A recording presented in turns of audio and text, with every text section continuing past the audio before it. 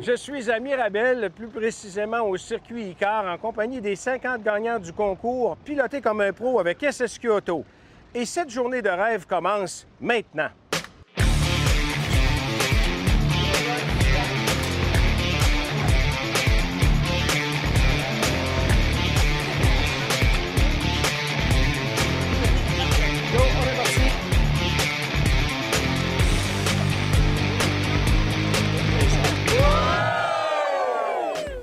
Bienvenue au circuit Icar. Aujourd'hui, on avait plusieurs participants qui ont eu un cours de conduite préventive et ont eu la chance de conduire des voitures exotiques sur une piste de course. La grande question qu'il faut se poser, c'est Ferrari ou Lamborghini? Le déroulement de la journée commence toujours par une formation théorique pour apprendre les notions de base, qui suit ensuite une séance pratique. Donc, on peut mettre en application tout ce qu'on a vu dans une séance théorique, donc freinage, évitement d'obstacles, slalom. Donc, vous allez voir, pour être capable d'effectuer tous les exercices sans crocher des comptes, ça va être très important de regarder le plus loin possible. Bon, vous êtes prêts, l'équipe? Oui! Oui? Maintenant que vous avez eu des cours théoriques, là, des livres, c'est sûr que vous savez tout Oui. comment faire. Hein? Fait que, ben, allez-y, je vous souhaite un bon cours. Puis moi, je vais regarder, voir si vous avez bien écouté votre cours théorique. Comment vous allez le mettre en pratique. Bon cours! Merci.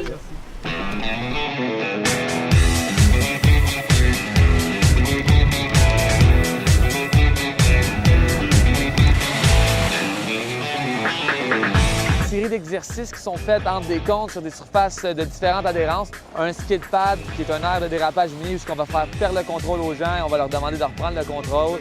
Donc, on peut tester nos limites, tester comment on réagit en situation d'urgence. Un des exercices, ça consiste à vraiment s'assurer que la position de conduite est adéquate, que les miroirs sont bien ajustés en fonction des angles morts, puis d'essayer d'éliminer les petites mauvaises habitudes qu'on a sur la route. Exemple, comment on tourne dans les virages ou ce qu'on regarde. Les mains à 9h15, toujours sur le volant. Bravo! Wow. Donc, next, mes amis! Donc, regardez les mains, vous voyez, c'est pour ça qu'on va cet exercice-là. Mauvaise habitude, on essaie de briser ces mauvaises habitudes-là tout de suite. Très fort. Lâchez le frein. Qu'est-ce que les gens sont le plus surpris, c'est à quel point que même en situation d'urgence, si on est bien attentif, si on a bien écouté, on est capable de bien maîtriser les véhicules quand même. Vraiment cool, hein? Bien du plaisir. Bon, comment ça se déroule jusqu'à maintenant? Très plaisant. Oui? Très bien. As-tu appris quelque chose? Oui, je dirais que j'ai les bras très courts pour Ah! faire le dérapage. Non, mais c'est super le fun, je suis vraiment contente. Oui? Ouais, on peut pas se permettre ça avec nos véhicules à nous. Oui. Donc, on est rendu au slalom. Donc, si vous regardez ici, on a notre parcours de slalom, 6 comptes de slalom, 2 virages et une zone de freinage.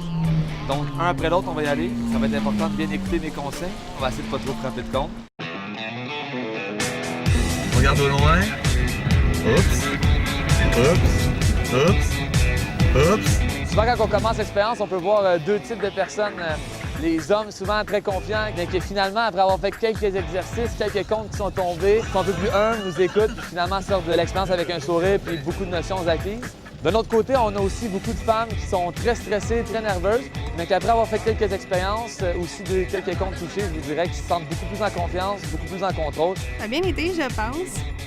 J'ai pas démoli le décor. L'avantage ici, c'est de mettre en pratique ce qu'on a eu en théorie. C'est là vraiment qu'on peut comprendre. On nous a donné des techniques de conduite. On nous a montré plein de petites choses, de petits détails qu'on n'apprend pas dans nos cours de conduite et qu'on n'applique pas dans la vie de tous les jours. On compte fort. Relâche un peu, relâche un peu. T'as-tu vu, t'as un petit peu trop relâché? L'évitement d'obstacles avec les freins ABS, c'était plus compliqué que j'aurais pensé. Je pensais qu'avec les freins ABS, on évitait facilement, puis là, il faut relâcher les freins absolument, sinon... J'ai appris plein de choses, surtout la position sur le volant. C'est vraiment efficace. Puis d'être approché du volant, c'est vrai qu'on a toujours une très relax, on n'est jamais alerte. Good job. Bon, hey, comment ça va la gang? On s'en va faire de la Ferrari. Ferrari ou Lamborghini? Ferrari. Ferrari. Lamborghini.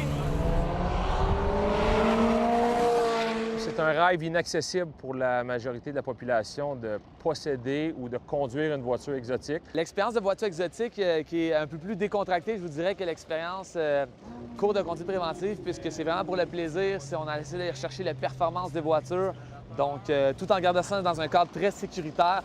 Avant d'embarquer dans la voiture exotique, soit Lamborghini ou Ferrari, on a une vingtaine de minutes de théorie à faire.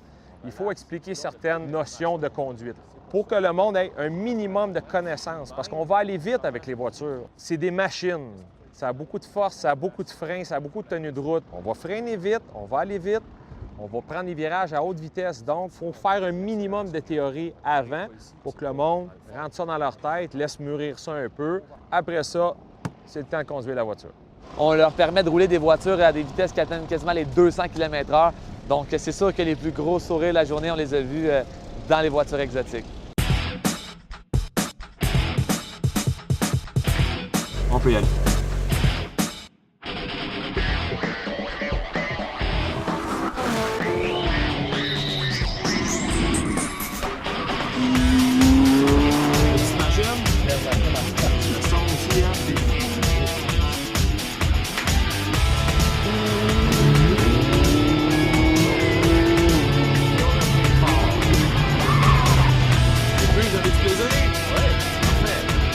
Les gens, quand ils embarquent avec nous, sont nerveux, sont excités.